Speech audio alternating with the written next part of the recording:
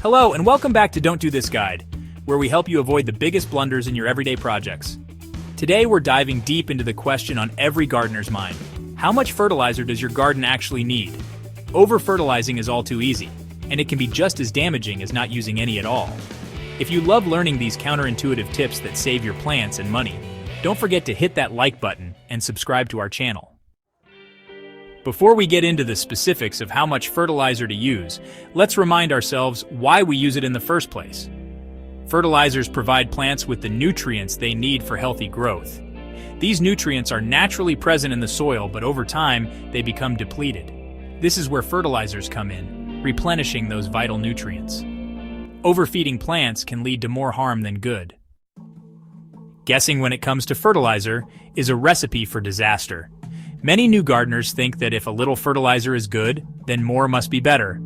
Over-fertilizing can lead to a buildup of salts in the soil, which can dehydrate your plants and burn their roots.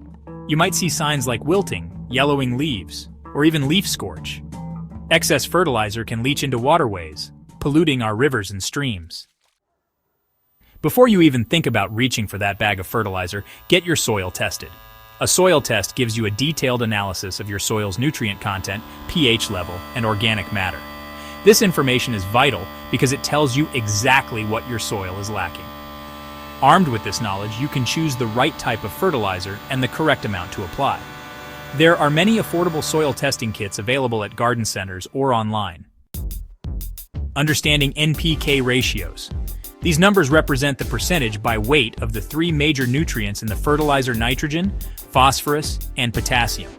Nitrogen is essential for leafy growth, phosphorus promotes strong root development, and potassium helps with overall plant health. A fertilizer with an NPK ratio of 10-10-10 contains 10% each of nitrogen, phosphorus, and potassium. Different plants have different nutrient requirements, so choosing the right NPK ratio is crucial. For example, leafy greens benefit from fertilizers higher in nitrogen, while flowering plants thrive with a boost of phosphorus. Organic versus synthetic fertilizers. Organic fertilizers are derived from natural sources like compost, manure, bone meal, or seaweed. They release nutrients slowly into the soil, mimicking nature's own processes.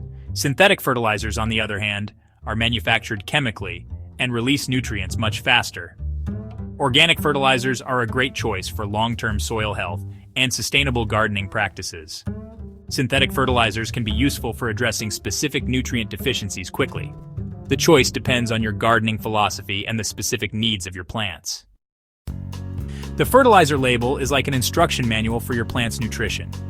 It will tell you the NPK ratio, the type of fertilizer, the recommended application rate, and any precautions you need to take. Pay close attention to the application rate. Using more than the recommended amount can lead to over-fertilization. It's always better to err on the side of caution and start with a lower application rate. Now let's delve into the world of slow-release and fast-release fertilizers.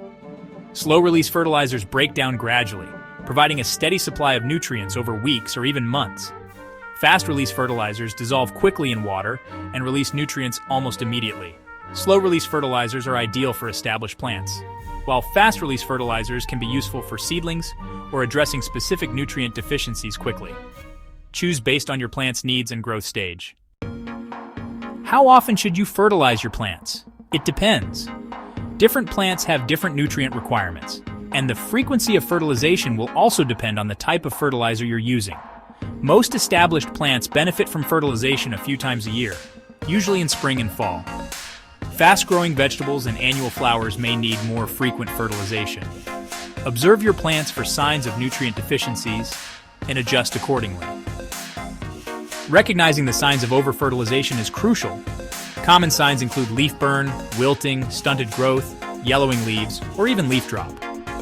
If you suspect over-fertilization, flush the soil with plenty of water to leach out excess salts.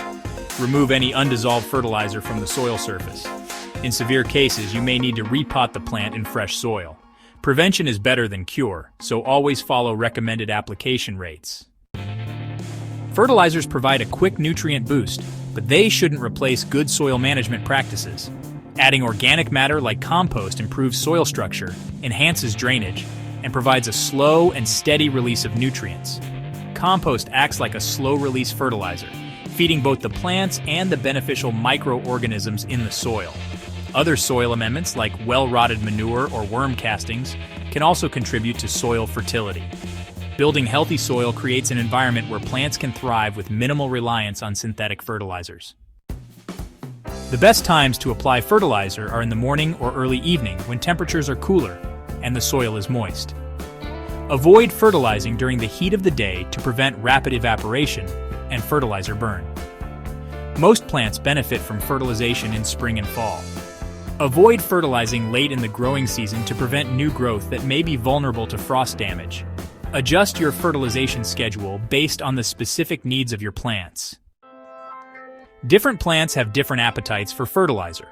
Leafy greens require a lot of nitrogen, while root vegetables benefit from phosphorus. Flowering plants need a higher proportion of phosphorus and potassium.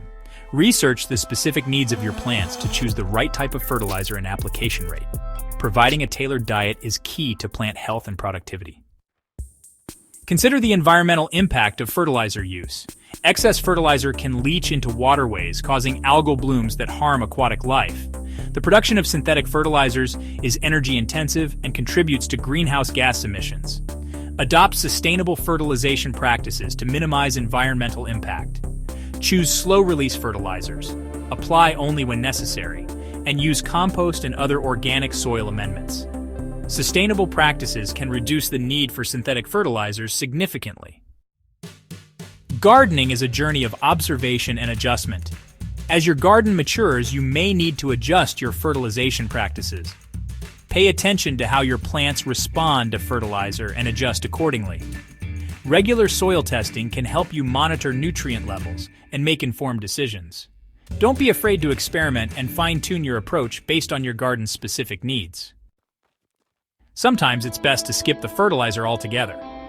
If you have naturally fertile soil or have been adding compost regularly, your plants may not need additional nutrients. Newly planted trees and shrubs often don't need to be fertilized for the first year or two. Observe your plants closely and get to know your soil. Sometimes, less is more. Here are a few expert tips and tricks for effective fertilization. When applying granular fertilizer, always water it in well to help dissolve the granules.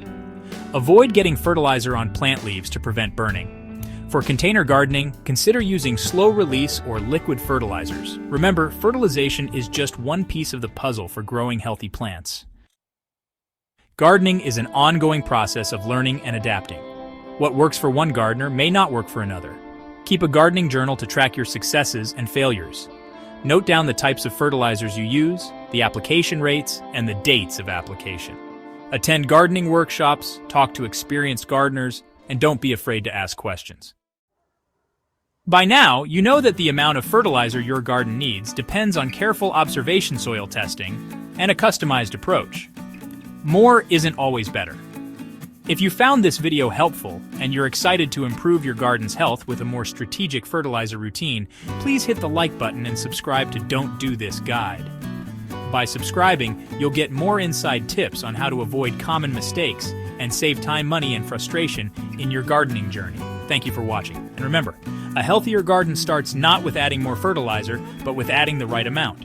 Happy gardening and see you in the next video.